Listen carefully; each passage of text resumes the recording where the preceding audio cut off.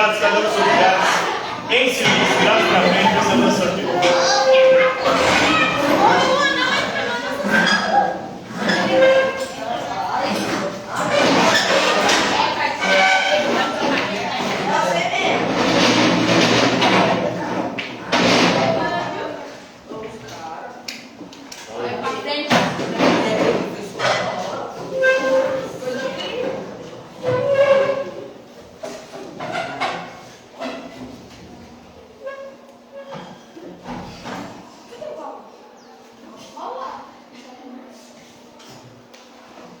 Então, na aula de hoje, vamos falar sobre o cristianismo, que é a nova religião do planeta. Tem mais de 2. Ô, Carlos, no seu lugar.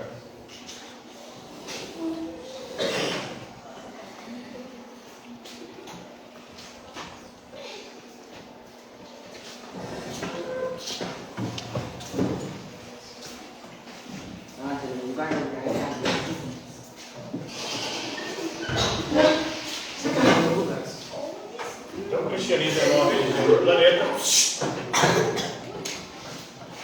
Tem mais de 2 bilhões de fiéis. E tem um livro sagrado, que é a Bíblia. A Bíblia é uma palavra de origem grega, vem de livros, significa livros. Então, a Bíblia é um livro de livros. A Bíblia cristã é composta do Antigo, do Velho Testamento e do Novo Testamento. Há uma divergência entre a Bíblia católica e a Bíblia dos protestantes evangélicos. Os católicos têm 73 livros, no Antigo Testamento são 46, enquanto os evangélicos têm somente 66 livros na Bíblia. No Antigo Testamento só tem 39. Uma divergência ali por conta do cânone admitido pela Igreja Católica, que aceita 7 livros do Antigo Testamento que não foram escritos em hebraico ou aramaico, mas foram escritos em grego. Esses livros não foram aceitos pela comunidade judaica e posteriormente também, após a Reforma Protestante, não foi aceito por Lutero, Calvino, os principais reformadores da Igreja Cristã. Então, no Antigo Testamento há essa divergência, já no Novo Testamento ele é igual tanto para católicos quanto para evangélicos. O Novo Testamento é composto de 27 livros, são 4 evangelhos. E evangelho significa boa nova, boa notícia. A boa notícia que Jesus veio trazer ao mundo, que é a boa notícia da salvação, da redenção dos pecados. O ser humano que havia se tornado pecador a partir do pecado de Adão e Eva, agora tinha a possibilidade da redenção, da remissão dos seus pecados com o sacrifício de Jesus na cruz.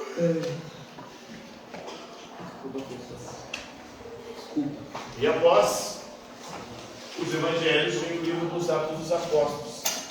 São 4 evangelhos. Mateus foi apóstolo, Marcos, que teria sido discípulo de Pedro, apóstolo, Lucas, que teria sido discípulo de Paulo, apóstolo.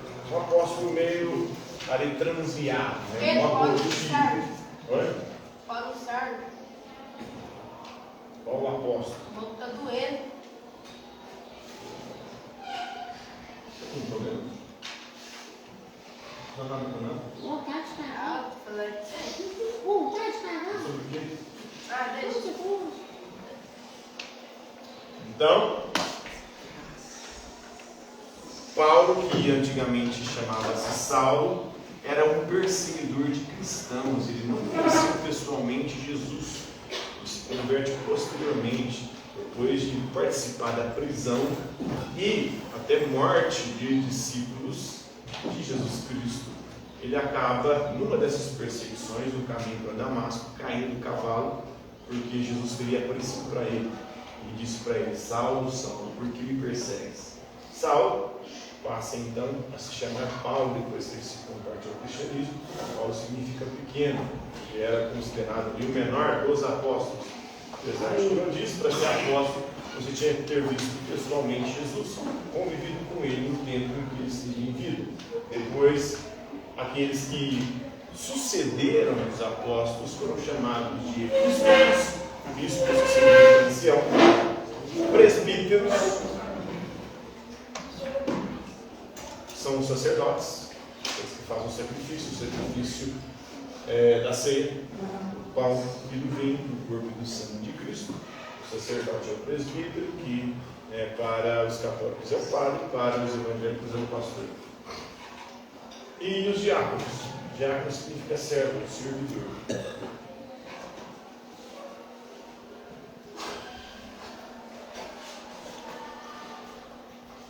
Chiqueira aqui agora? Quê? Virou chiqueira aqui agora? Eu tô fazendo, não. Eu tô te Falei vendo. que foi você? Não, eu achei que era eu. Tô só olhando só, prestando atenção na aula. Cancela a feijoada que o porco está vivo. Então vamos falar hoje do livro dos Atos dos Apóstolos, capítulo 8, onde nós temos a palavra de Deus sendo espalhada.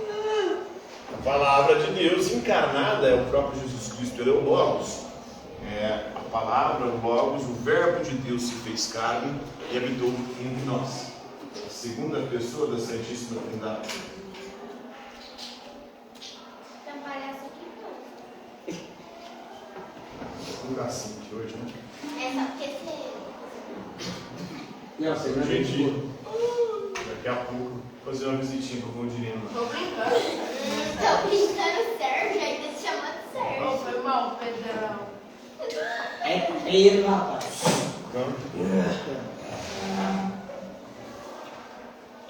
Os cristãos acreditam em um só Deus, mas que se manifesta em três pessoas. Deus que é Pai, o Criador de todas as coisas. Um Deus que é Filho, que é o Salvador e Redentor da humanidade. E um Deus que é Espírito Santo, aquele que foi enviado após a ressurreição, a ascensão de Jesus. O Atos dos Apóstolos mostra o Espírito Santo de Deus descendo como línguas de fogo, inspirando a igreja a espalhar a palavra de Deus, a própria mensagem de Jesus Cristo. Então eles começaram a anunciar as boas novas, ou seja, o Evangelho de Jesus a todos os povos. Primeiramente começou ali pregando para a comunidade judaica, depois para os gentios, os pagãos, aqueles que não eram cristãos ou não eram judeus, né? A palavra de Deus mostra o Atos dos Apóstolos, é para todos, ela não é mais uma palavra para um grupo específico. O Deus do judaísmo era um Deus nacional, um Deus de um povo eleito e escolhido por Deus. O Deus dos cristãos não é um Deus de um único povo, é um Deus de todos os povos. Então, o cristianismo é uma das primeiras religiões que a gente pode dizer que ela é universalizante, ou seja, busca englobar todos os povos, não é mais uma religião étnica ou nacional, como era o judaísmo. Então essa pregação da palavra acontece em 32 e 35, né? Ao redor de Jerusalém, começa ali no entorno de Jerusalém, na antiga Galiléia, naquela região onde Jesus pregava. Depois foi se expandindo para o mundo de então, para o Império Romano, que era o império que dominava o mundo naquela época. Então Saulo de Tarso, que depois de se converter, se transforma em Paulo, ele era um judeu helênico, ou seja, um judeu que sabia grego, que dominava o grego. Inclusive, os livros do Antigo Testamento que a Igreja Católica admite tinham sido compostos, construídos, escritos por gregos, por judeus gregos. Mas, para os judeus de Jerusalém, esses livros não poderiam ser considerados revelados. Apesar de que eram livros edificantes, edificavam a comunidade, não eram revelados, não poderiam ser considerados a palavra de Deus, porque o Deus judeu é um Deus nacional, então ele só fala a língua dos judeus, que é o hebraico ou o aramaico, né?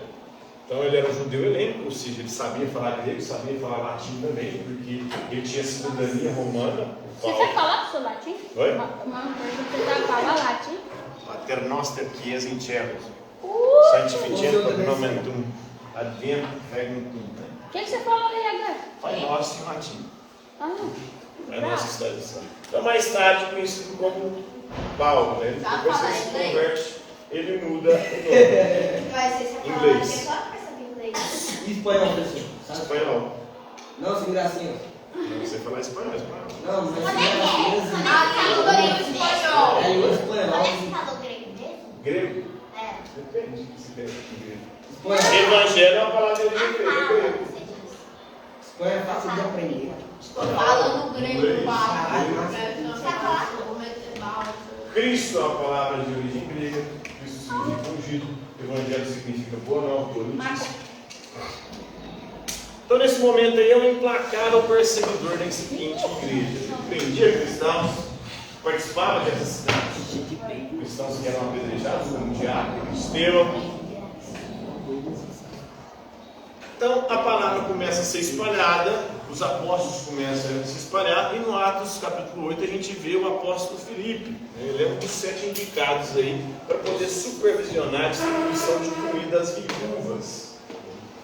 Na época, cada apóstolo foi encarregado de uma missão, de pregar, de cuidar de um grupo ali.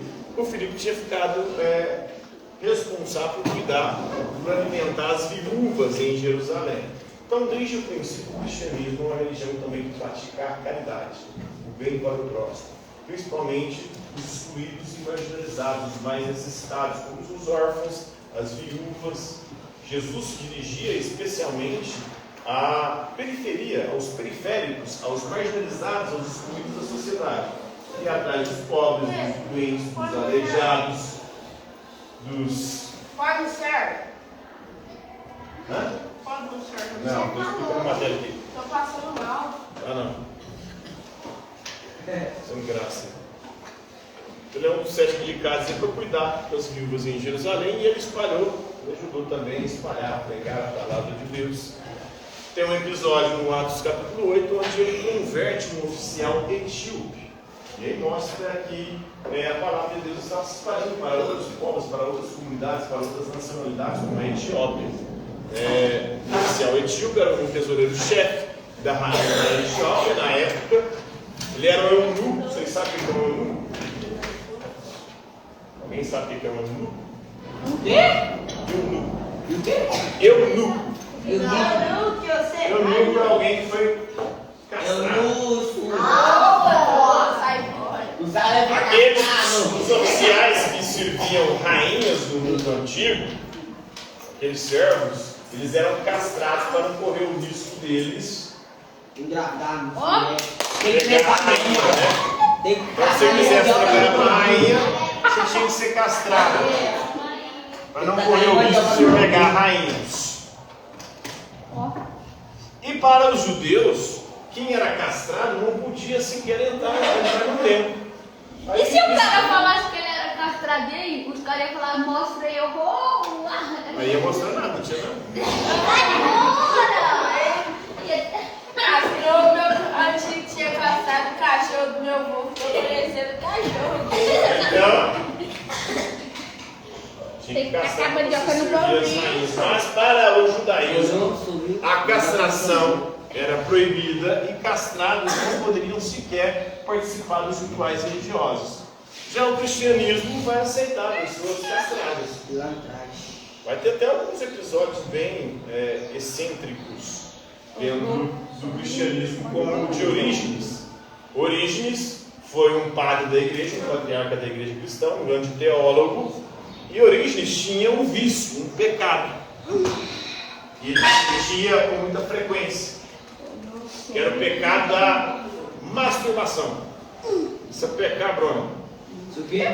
Isso é pecar, Orígenes. Como vocês batem? Aí o Orígenes, para parar com esse pecado, o que ele fez? Ele se Ele tá castrou. falando inglês. Nunca mais ele se apegou a Bruna. Ele nunca mais bateu uma, né? Mas todo dia. Bateu uma de manhã, depois do almoço. Outro foi Pedro Abelardo, na Idade Média. Ele era professor, na época o professor tinha que ser celibatário. Tinha voto de castidade para ser professor. Aí, o Pedro Abelardo acabou se apaixonando por uma aluna. Ele teve um caso com uma aluna. Ela tinha quantos anos? E aí, como punição para ele mesmo por ter incorrido nesse pecado, ele se castrou. Ah, ele fala, eu vi, professor, como é que fala? Não sei se é sério ou se é um filme, que a professora lá tem um caso com o aluno lá. O caso do Lopes, eu fui batizado por Felipe. Ô, professor, tá lá tendo uma palestra lá com todo, o geral, todo mundo da escola, né, professor? Aí tá tendo lá e de repente eles escutam um barulho lá, abre a cortina, é o menino, tô na flor. Continuando aqui. Então, Esse trecho, essa passagem, mostra como um sujeito que era considerado um amaldiçoado, enquanto sua condição de eunuco, ele passa de amaldiçoado a abençoado. E alguém que agora recebeu a salvação de Jesus Cristo após a sua conversão, após ter sido batizado por Filipe. Bateu uma máquina. E mostra também que o cristianismo é uma religião proselitista, que pratica o proselitismo. O que é o proselitismo? Uma religião que busca converter os outros, né? Transformando essas pessoas em pessoas tementes a Deus. Então a multidão deu unânime aí atenção ao que ele dizia. Os espíritos imundos saíam, Filipe pregando, né? E muitos paralíticos e mancos foram curados.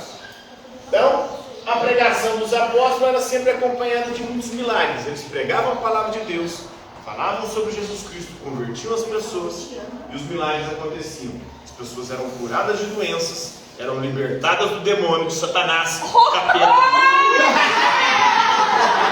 A pessoa vai lá pro Satanás, aí o menino Seu demônio, Aí bico da cara, capiroto, Nossa, sai aí,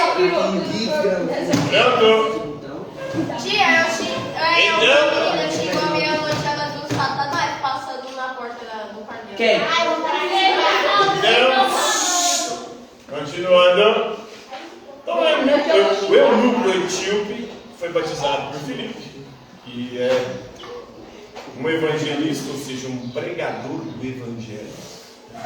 O ato simbolizou o início da igreja da Etiópia, que mostra que o cristianismo estava deixando de ser uma religião nacional, exclusivamente judaica e hebraica, e agora estava ganhando. Nesse dia eu tomei uma fofinha sem calor. Ontem Mostrando que o Deus cristão não é um Deus étnico, não é um Deus nacional, é um Deus de todos os povos. pessoal Então, graças a isso, o cristianismo se espalhou e por isso é hoje a maior religião. Eu sou católico. O islamismo veio um pouco depois, no século VII, que também é uma religião universalizante. Vem com Maomé, o profeta dessa religião, e hoje é a segunda maior do planeta. Então tem 7 séculos de diferença entre o cristianismo e o islamismo. O islamismo é hoje a religião que mais cresce do mundo, provavelmente deve passar em breve, até porque os islâmicos, diferentemente dos cristãos, têm muitos filhos. Não, esse já vai saber o que é demonologista. Demonologista? Alguém que estuda os demônios. Peraí que eu não tô vendo não. Eu estudo os demônios, eu sei o que é, filho. Vai, eu sei o que Você é um demônio. Eu sei o que é o O Zé Gordinho. Então, Eu sei o que é o Zé Pilintra. Aí é de massa. Zé Pilintra não é demônio. Não, É uma entidade da Umbanda. O Lúcifer se é, filho. O Lúcifer. Você brincou de Charlie Eu já brinquei de Chamar o Zé Charlie Eu Pilintra brinquei de demônio é uma atitude Quem de que é o Charlie racismo. Charles? É um demônio? Chamar o Zé Pilintra de demônio é uma atitude de racismo Vai, religioso. otário, você tá fudido. As religiões de matriz africana têm as suas entidades, os seus deuses, os seus orixás. Henrique, você fica bem com a temperatura com o trem desse pegar o seu mesmo que seja. E aí, o que muitos protestantes evangélicos fazem? Demonizam essas religiões. Num claro caso de racismo religioso. Por quê? Porque são religiões de matriz africana, ou seja, de origem na África, ou são de povos negros. E por que que o Zé Pilintra, por exemplo, é um demônio e Thor não é um demônio? Zeus não é um demônio? Porque também é uma entidade, um deus de outro povo. Isso é racismo, né? Racismo religioso. Beleza?